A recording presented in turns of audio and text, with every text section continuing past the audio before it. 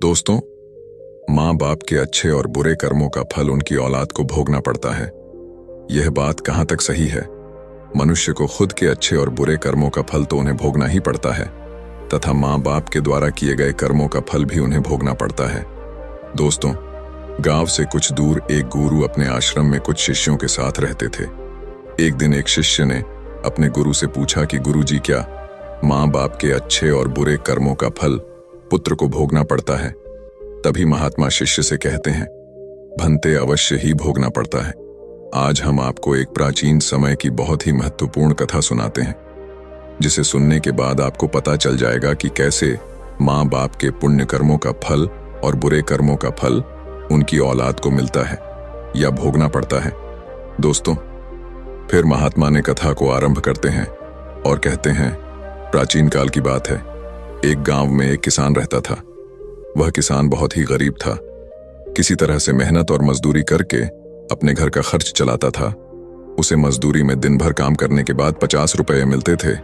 उसमें से वह 25 रुपए नित्य दान करता और 25 रुपए में अपने परिवार का पालन पोषण करता था। इस तरह से करते हुए कुछ समय बीत गया और इसके बाद उसके 2 पुत्र हुए। अब उस किसान के परिवार में कुल 4 सदस्य हो गए, 2 पति पत्नी और उसके 2 जुड़वा लड़के। धीरे धीरे उनके पालन पोषण में किसान को समस्या होने लगी, क्योंकि इधर दिन के दिन महंगाई बढ़ती जा रही थी। एक दिन की बात है, किसान के लड़के ने अपने पिताजी से कहा कि पिताजी, आप दिन का 50 रुपए कमाते हैं, जिसमें से 25 रुपए आप दान कर देते हैं और 25 रुपए में हम अपना गुजारा कैसे कर पाएंगे? किसान को चुप देख करके उसकी पत्नी ने कहा कि नहीं बेटा, ऐसी कोई बात नहीं है। आपके पिताजी रोज 50 रुपए कमाते हैं, उनमें से 25 रुपए दान कर देते हैं। यह तुम्हारे लिए ही दान करते हैं, दूसरों के लिए नहीं। लेकिन वह दोनों लड़के इस बात को नहीं समझते थे, क्योंकि वह दोनों नन्हे बालक थे। फिर इसी तरह से कुछ समय बीतता गया और किसान के दोनों लड़के धीरे धीरे बड़े होने लगे। इधर किसान की एक दिन काम करके घर आते समय कार से टकराकर मृत्यु हो जाती है। जब किसान की पत्नी और उसके दोनों लड़कों को पिता की मृत्यु की खबर मिली तो उनको बड़ा दुख हुआ। एक दिन किसान के दोनों लड़कों ने अपनी मां से पूछा कि माताजी, हमारे पिताजी कहाँ चले गए हैं? किसान की पत्नी ने कहा कि बेटे, तुम्हारे पिताजी हम सबको छोड़ करके यमराज जी के पास चले गए हैं। जब तुम्हारे पिताजी थे तो रोजाना 50 रुपए कमाते थे और 25 रुपए की बचत करते थे। हमारा पालन पोषण उसी रुपए में करते थे और बाकी का वह दान करते थे। अब हमारा पालन पोषण कैसे होगा? कैसे हमारा पेट भरेगा? मां ने अपने दोनों बच्चों से कहा, पुत्रों, जिस घर में गरीबी होती है उसका कोई सहायक नहीं होता है। उससे सभी दूर भागने लगते हैं, सिवाय ईश्वर के, क्योंकि वही गरीबों के सहायक होते हैं। बेटों ने अपनी मां से कहा कि मां, ऐसा मत सोचिए, हम दोनों भाई यमराज जी के पास जाएंगे और अपने पिता को लेकर आएंगे, क्योंकि हमने सुना है ईश्वर बड़े दयालु हैं। हमारे दुखों को देखकर हमारे ऊपर अवश्य ही उन्हें दया आएगी और वह हमारे पिताजी को हमारे साथ अवश्य ही भेज देंगे। बच्चों की बात पर उनकी मां ध्यान नहीं देती है। एक दिन की बात है, किसान की पत्नी अपने दोनों लड़कों को घर पर छोड़कर गांव में किसी काम के लिए चली गई और उधर उसके दोनों लड़के, दोनों भाई आपस में सोचने लगे, क्यों ना हम यमपुरी में यमराज जी के पास चले और अपने पिताजी को वापस लेकर आएं। ऐसा सोचकर अपने पिताजी को लाने के लिए वह दोनों भाई अपने घर से चल देते हैं। उन दोनों भाइयों को चलते चलते काफी समय बीत गया। उसी समय उनको थकान का अनुभव हुआ और दोनों भाई एक बहुत विशाल बरगद के पेड़ को देखकर उसकी छाया में आकर के खड़े हो गए। दोनों भाइयों ने सोचा कि बरगद के इस पेड़ की छाया में थोड़ा सा विश्राम करते हैं। फिर दोनों भाई उसी बरगद के पेड़ के नीचे बैठकर विश्राम करने लगे। तभी उस बरगद के पेड़ ने इंसान की आवाज में कहा कि बच्चों, तुम लोग कौन हो और कहां जा रहे हो? मेरी छाया में आज तक तुम्हारे जैसे कोमल बालक नहीं बैठे हैं। फिर उन दोनों बच्चों ने कहा कि हम किसान के बेटे हैं और अपने पिताजी को लाने के लिए यमपुरी में यमराज के पास जा रहे हैं। उस बरगद के पेड़ ने जब उन बच्चों की बात सुनी तो वह पेड़ बोला कि पुत्रों, तुम मेरे लिए भी यमराज से एक प्रश्न पूछ कर आना। वह कहने लगा कि मैं कई वर्षों से यहाँ पर लगा हुआ हूँ, लेकिन मेरा एक भी पत्ता जमीन पर नीचे नहीं गिरता है और ना ही मेरी डालियां कभी सूखती हैं। मैं कितने वर्षों तक और यहां पर खड़ा रहूंगा? मैंने अपने पूर्व जन्म में ऐसा कौन सा पाप किया है जिस कारण से मुझे इस अवतार से मुक्ति नहीं मिल पा रही है? इसका कौन सा कारण है? तब उन दोनों लड़कों ने कहा कि ठीक है, हम यमराज जी से आपका यह प्रश्न जरूर पूछ कर आएंगे। फिर इतना कहकर वो दोनों बालक वहां से आगे चले जाते हैं। चलते चलते रास्ते में उन्हें एक बहुत ही भयानक बड़ा सा भालू मिल गया। उस भालू को देखकर वह दोनों भाई डर के मारे कांपने लगे और खड़े हो गए। वहां से वह दोनों भाई भागने ही वाले थे। तभी भालू मनुष्य की आवाज में बोलने लगा, बच्चों, तुम मुझसे डरो मत। मुझे इतना बताओ कि तुम कौन हो और कहां जा रहे हो। वो दोनों बच्चे उस भालू के पास गए और हाथ जोड़कर कहने लगे, हे भालू देवता, हम दोनों किसान के पुत्र हैं और हम दोनों जुड़वा भाई हैं। हम दोनों यमपुरी में यमराज के पास अपने पिताजी को लेने के लिए जा रहे हैं। उस भालू ने कहा कि बच्चों, तुम यमराज जी से मेरा एक प्रश्न पूछ कर आना। मैं कई वर्षों से यहां पर इस जंगल में पड़ा हुआ हूं। मुझसे से अब चला भी नहीं जाता। मेरे शरीर में इतनी जान नहीं है कि मैं थोड़ा सा भी चल फिर सकूं। मैंने अपने पूर्व जन्म में ऐसा कौन सा पाप किया है जिस कारण से मुझे इस अवतार से मुक्ति नहीं मिल पा रही है? इसका कौन सा कारण है? तब उन लड़कों ने कहा, ठीक है, हम यमराज से आपका यह प्रश्न पूछ करके जरूर आएंगे। इतना कहकर वह दोनों लड़के आगे चलने लगे। फिर चलते चलते रास्ते में उन्हें एक सेठ जी मिले। सेठ ने कहा कि बच्चों, तुम दोनों कौन हो और इतनी कड़ी धूप और गर्मी में कहां जा रहे हो? देखने में तो तुम बड़े ही सुकुमार और कोमल लग रहे हो। उन लड़कों ने कहा कि सेठ जी, हम दोनों किसान के बेटे हैं और हम दोनों सगे जुड़वा भाई हैं। हम दोनों यमपुरी में यमराज के पास अपने पिताजी को लाने के लिए जा रहे हैं। उस सेठ ने कहा कि तुम यमराज जी से मेरे लिए एक प्रश्न पूछ कर आना। फिर वह सेठ कहता है, पुत्रों, मैं चलते हुए राहगीरों की प्यास बुझाने के लिए कई सालों से यहां पर एक कुआं खुदवा रहा हूं, लेकिन इसमें पानी अभी तक नहीं निकला है। मैंने अपने पूर्व जन्म में ऐसा कौन सा अपराध किया था जिस कारण से इस कुएं में अभी तक पानी नहीं निकला है? मैंने इसमें बहुत सारे पैसे भी खर्च कर दिए हैं, लेकिन अभी तक सफल नहीं हुआ। इसका क्या कारण है? उन लड़कों ने कहा, ठीक है सेठ जी, हम यमराज से आपका यह प्रश्न जरूर पूछ कर आएंगे। इतना कहकर वे दोनों बालक वहां से आगे की ओर चल दिए। चलते चलते रास्ते में उन्हें एक बहती हुई नदी मिली। फिर धीरे धीरे दोनों भाई नदी के किनारे पर पहुंचे तो उस नदी से एक मछली निकलकर उनके पैरों के पास आ गई और कहने लगी, बालकों, तुम कौन हो और कहां जा रहे हो? तुम दोनों बिना नाव के ही क्यों जा रहे हो? तब उन्होंने कहा कि नाव में बैठने के लिए हमारे पास पैसे नहीं हैं, क्योंकि हमारे जो पिताजी थे वे दिन के 50 रुपए कमाते थे, जिसमें से 25 रुपए रोजाना वे दान कर देते थे और 25 रुपए से हमारा पालन पोषण होता था और किसी तरह से हमारे घर का गुजारा होता था।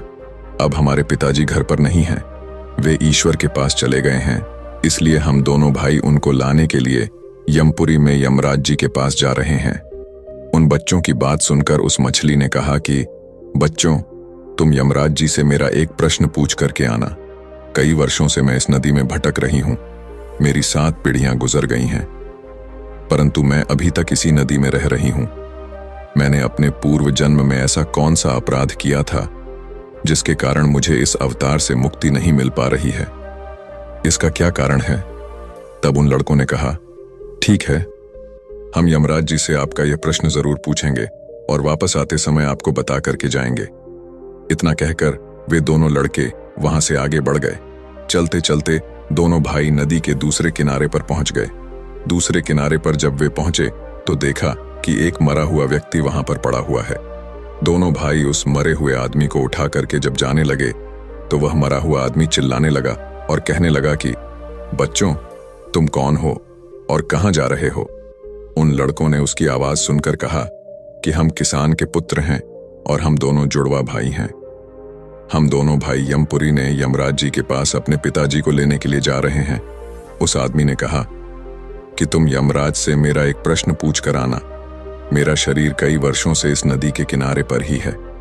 कभी पानी की लहर आती है तो मेरा शरीर नदी के अंदर चला जाता है, लेकिन वापस लहर के साथ ही फिर से बाहर निकलकर किनारे पर आ जाता है। ना तो मेरा शरीर गलता है और ना ही सड़ता है। इतने सालों से जैसे का तैसा ही है। मैंने अपने पूर्व जन्म में ऐसा कौन सा पाप किया था जिसके कारण मुझे इस शरीर से मुक्ति नहीं मिल पा रही है, और इसका क्या कारण है? उन लड़कों ने कहा, ठीक है, हम भगवान भोलेनाथ से तुम्हारा यह प्रश्न पूछ करके जरूर आएंगे। इतना कहकर वे दोनों बालक चलने लगे। वहां से चलते चलते दोनों भाई को रात हो गई थी और काफी दिनों से चलते ही जा रहे थे, तो वह दोनों भाई काफी थक गए थे। तो तभी उन्हें पास में एक झोपड़ी दिखी, तो वह दोनों भाई उसके अंदर सो गए। सुबह जब आंखें खोली तो वह यमपुरी में यमराज के पास पहुंच गए। दोनों भाइयों ने यमराज को हाथ जोड़कर प्रणाम किया और कहने लगे कि हे प्राणदाता, मेरे पिताजी कहाँ पर हैं? जब हमारे पिताजी घर पर थे तो वे रोजाना 50 रुपये कमाते थे, जिसमें से 25 रुपये दान करते और 25 रुपये से हम लोगों का पालन पोषण करते थे। लेकिन अब जब वे घर पर नहीं हैं तो हम दोनों भाई और हमारी माँ भूखे मर रहे हैं। आप उन्हें जल्दी से हमारे साथ हमारे घर पर भेज दीजिए। यमराज ने उन दोनों बालकों की बात सुनकर कहा, ठीक है, मैं तुम्हारे पिताजी को घर पर भेज दूंगा, पहले तुम दोनों भाई यहाँ पर बैठो। यमराज जी ने उन दोनों बालकों को अपने पास बिठाया और उनको भोजन कराया। भोजन कराने के बाद पूछा कि तुम दोनों भाइयों को और क्या चाहिए। उन दोनों लड़कों ने रास्ते में जो जो उनको मिला था उनके प्रश्न यमराज से पूछे। यमराज ने उन सभी के प्रश्नों का उत्तर दिया और कहा कि हे पुत्रों, तुम दोनों जाते समय उन सबको उनके उत्तर बताते जाना। और यमराज ने कहा कि तुम दोनों अपने घर पर जाओ, तुम्हारी माँ तुम्हारा इंतजार कर रही है, तुम्हारे पिताजी तुम्हारे घर पर पहुंच जाएंगे। फिर दोनों भाई यमराज को प्रणाम करके वहां से वापस अपने घर के लिए चलने लगे। चलते चलते रास्ते में सबसे पहले उन्हें वही मरा हुआ आदमी मिला जो नदी के किनारे पर पड़ा हुआ था। उन दोनों लड़कों को देखकर वह मरा हुआ आदमी खुश हुआ और कहने लगा, बच्चों, तुमने यमराज से मेरा प्रश्न पूछा था। तब उन्होंने कहा कि हाँ, हमने यमराज से आपका प्रश्न पूछा था। यमराज जी ने कहा कि तुम पिछले जन्म में बहुत बड़े विद्वान थे, परंतु किसी को भी अपना ज्ञान नहीं बांटा। अब मर गए तो वह ज्ञान तुम्हारे अंदर ही अंदर खोल रहा है। जब तक तुम अपना ज्ञान किसी को नहीं बांटोगे तब तक तुम्हारी आत्मा को शांति नहीं मिलेगी। फिर उस मृतक आदमी ने कहा कि बच्चों, अब ऐसी हालत में मेरे पास ज्ञान लेने के लिए कौन आएगा? तुम ही मेरा ज्ञान ले लो। फिर उस मृतक आदमी ने दोनों भाइयों को जितना भी उसके पास ज्ञान था वह सारा ज्ञान उन दोनों बालकों को दे दिया, और ज्ञान देने के बाद तुरंत ही उसकी आत्मा को मोक्ष की प्राप्ति हो गई। फिर दोनों भाई वहां से आगे चल पड़े। चलते चलते उन्हें वहीं मछली मिली। मछली ने कहा कि बच्चों, क्या तुमने ईश्वर से मेरा प्रश्न पूछा था? उन दोनों बालकों ने कहा कि हाँ, हमने ईश्वर से मैंने आपका प्रश्न पूछा था। उन्होंने ने कहा है कि तुम्हारे अंदर अमृत है, जब तक तुम इस अमृत को किसी को नहीं दोगी तब तक तुम ऐसे ही व्याकुल रहोगी।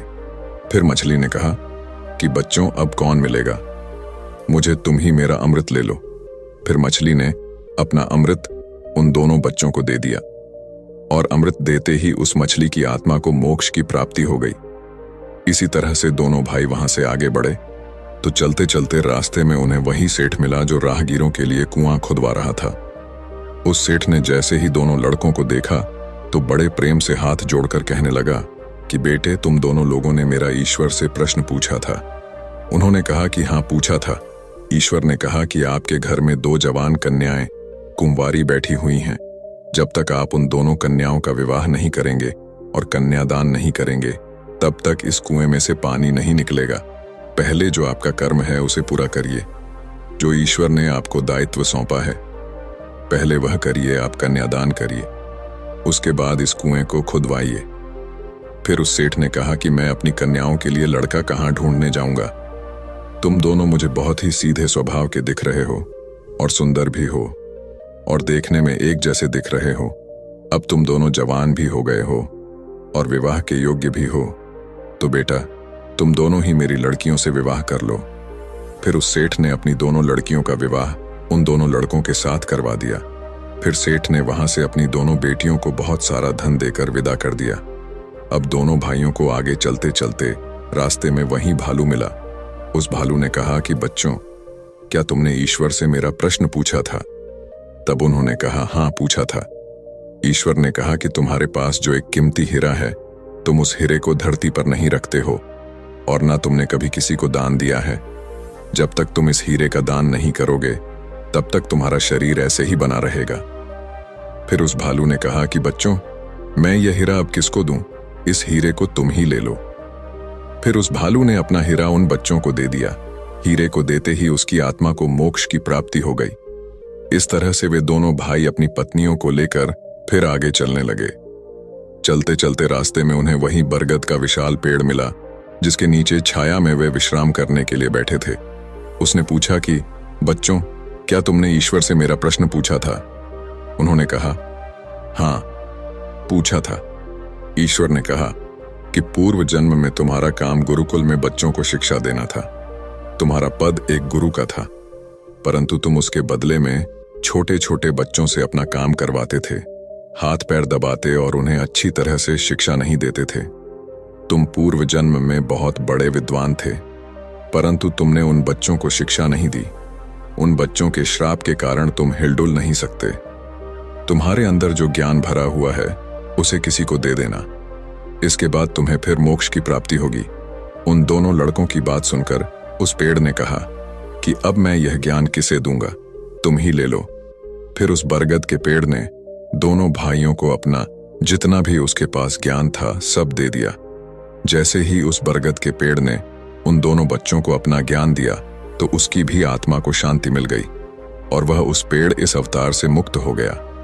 फिर दोनों भाई अपनी पत्नियों के साथ चलते चलते अपने घर पहुंच गए। जब दोनों भाई अपने घर पहुंचे तो किसान की पत्नी उनको देख करके बड़ी खुश हुई और कहने लगी कि तुम दोनों कहाँ चले गए थे और यह दोनों लड़कियां तुम्हारे साथ कौन हैं?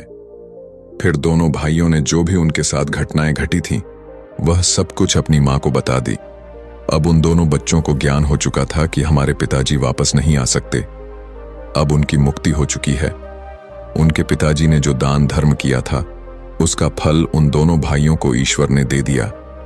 दोस्तों, इस प्रकार से महात्मा ने अपने शिष्य को बताया है कि माता पिता के अच्छे और बुरे कर्मों का फल उनकी औलाद को कैसे प्राप्त होता है और पूर्व जन्म के कर्मों का फल व्यक्ति को कैसे मिलता है और उसके पिता द्वारा किए गए पाप और पुण्य कर्म भी उसके बच्चों को कैसे मिलते हैं। तो दोस्तों, कैसी लगी आपको ये कहानी? आप हमें कमेंट सेक्शन में जरूर बताना और अच्छी लगी हो तो इस चैनल को सब्सक्राइब जरूर कर लेना। तो चलिए, मिलते हैं ऐसी ही कोई नई कहानी में। तब तक के लिए अपना ख्याल रखें। धन्यवाद और नमो बुद्धाय।